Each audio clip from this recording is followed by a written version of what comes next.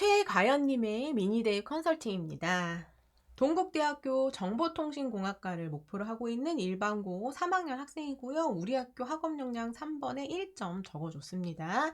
여대 여부 체크해줬고요. 지원 지역은 인서울권으로 보고 있다. 자, 현재 내신 준비 정도는요. 1학년 1학기 때 2.4에서 2.1, 2학년 때는 소폭 좀 하락을 했어요. 거의 한 등급 하락을 했지만 뭐 이수자 수 특징이라든가 이런 것들이 좀 고려될 것으로 보이고요. 3.1에서 2.9, 그리고 3학년 1학기 현재 3.3 등급까지 적어 주셨습니다. 국영수가 평균 2.76, 전과목 2.92로 아주 많이 벌어져 있진 않아요. 그리고 모의고사는 3합 11에서 12 정도를 준비하고 있다. 이렇게 써줬고요.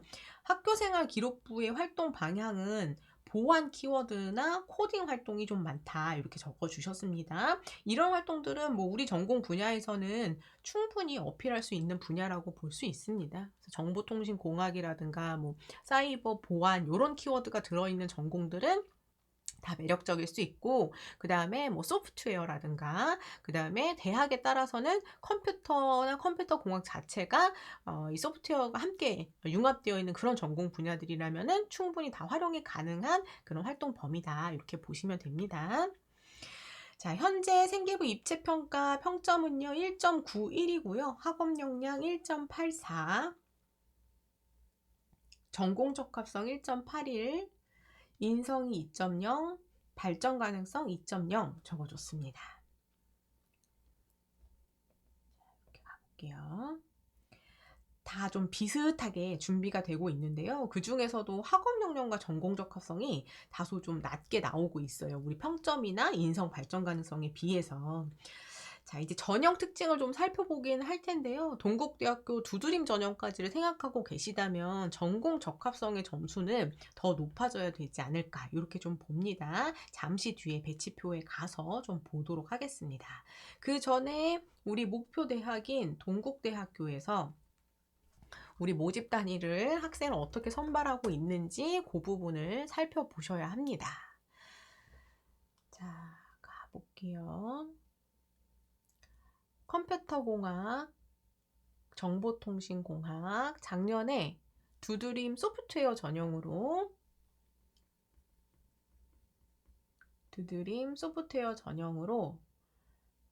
23명을 선발을 했어요.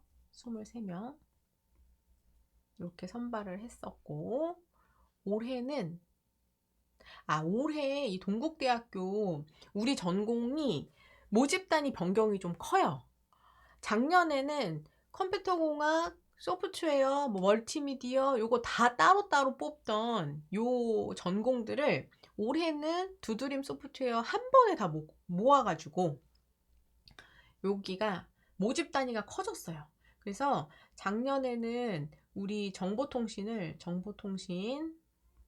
공학을 23명을 뽑던 거를 올해는 완전 소프트웨어 융합 학부로 선발하면서 요게 지금 64명 선발이 됐습니다. 그러면 이거 인원수 굉장히 는 거 아닌가요? 이렇게 볼 수 있는데 그렇지가 않아요. 왜냐면은 작년에 컴퓨터공학, 그 다음에 우리 정보통신공학, 그 다음에 멀티미디어, 요거, 그 다음에 올해 이 AI 전공, 인공지능, 데이터 사이언스, 엔터테인먼트 테크놀로지, 요게 다 합쳐져서 64명이에요.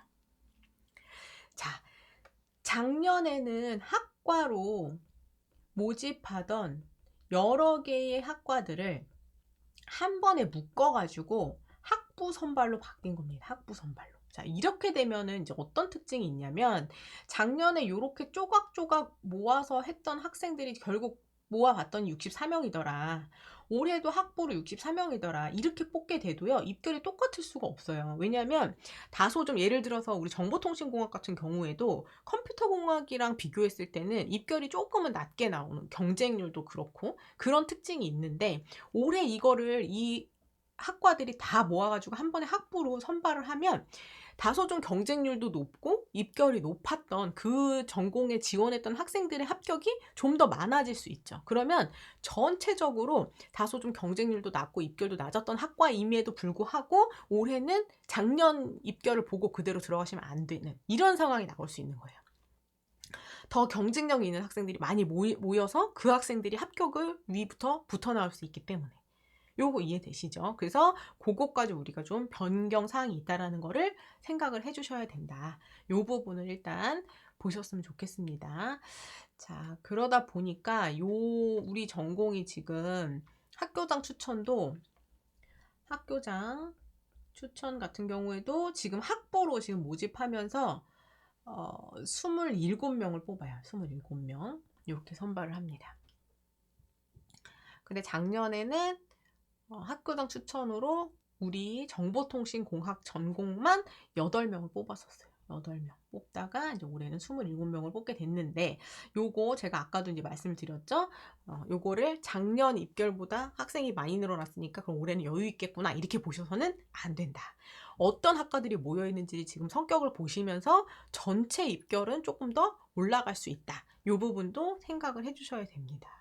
자, 그런 상황일 때 사실 우리가 지금 요 숫자로 보이는 요 숫자만 봤을 때 작년에 우리 멀티미디어 정보통신공학 합격한 학생들의 점수 범위 봤을 때는 학추도 지원이 괜찮거든요. 그래서 일단은 학추로도 내신 계산은 한번 해보실 것을 추천을 드린다. 요거는 한번 설명을 드리고, 그 다음에 두드림 소프트웨어 전형 같은 경우에는 자기소개서도 작성하고 면접도 보는 요런 전형으로 지금 구성이 되어 있어요. 이렇게 보시면 되겠습니다. 자, 그러면은 우리가 지금 학추에서도 내신 계산을 해보면 아주 불리한 건 아니다. 첫 번째. 그다음 두 번째, 두드림 소프트웨어 전형 들어가기에는 숫자 자체로는 전혀 불리하지 않아요. 그 중에서도 수학이라든가 우리 과학 이수 한 것들이 그래도 2, 3등급대에 머무르고 있고, 이게 더 4등급이라든가 더 낮은 등급으로 가지 않는 이상 지금 현재로서 크게 불리함은 없다. 이렇게 보시면 됩니다. 자, 그런 상황에서 이제 서류 준비 정도로 한번 좀 가볼게요. 1.81에서 1.91 사이로 가보겠습니다.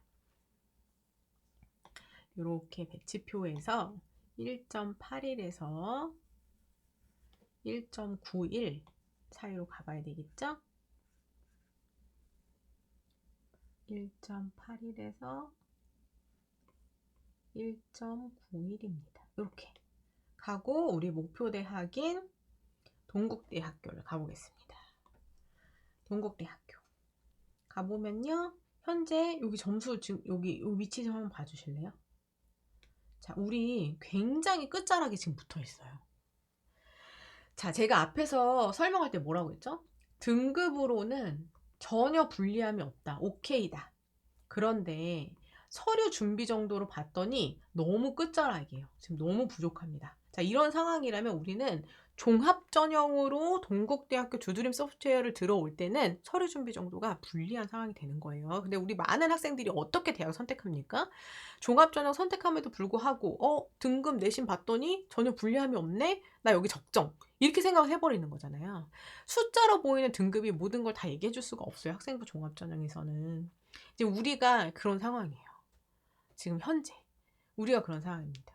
그래서 앞에서 본 여기 숫자로 보이는 이 등급으로는 전혀 불리함이 없지만 오히려 어떤 부분에서는 유리할 수 있어요. 예를 들어서 우리 뭐 영어 수학과 같은 것들이 2등급에 더 많이 붙어 있다. 이런 상황이라면 오히려 좀 더 유리할 수도 있는 부분이에요. 그런데 서류 준비 정도로 왔더니 지금 굉장히 아래에 이렇게 분포되어 있는 걸 볼 수 있고, 두 번째는 이게 지금 2022학년도 버전에서 이런 위치인데 올해 우리 전공 분야에서 우리 전공 분야가 학과 모집에서 학부로 이제 전체 묶이면서 다소 경쟁력도 높고 입결도 높았던 학과에 지원한 학생들과 겨뤄야 된다는 그런 변화된 상황을 함께 고려를 해본다면 우리 입장에서 이런 준비 정도는 현재로서는 상당히 불리할 수 있는 겁니다.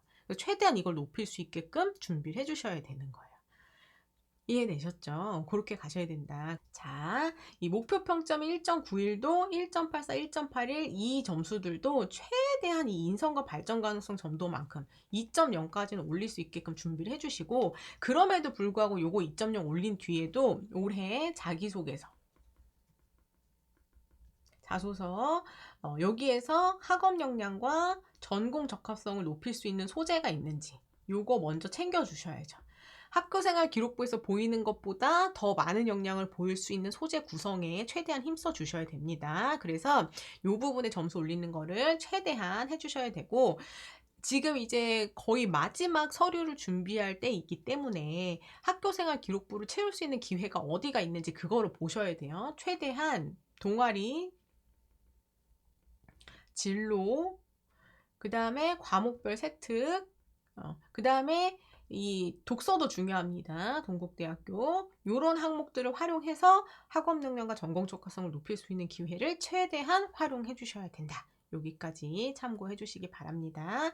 자, 그리고 여대 라인 해가지고 정보통신공학이나 요 전공들 다 이렇게 보면 지금 우리 점수 때 볼 때요, 요렇게 중간값에 들어있는 대학들, 요런 대학들 먼저 집중적으로 좀 봐주시기를 추천을 드리고요.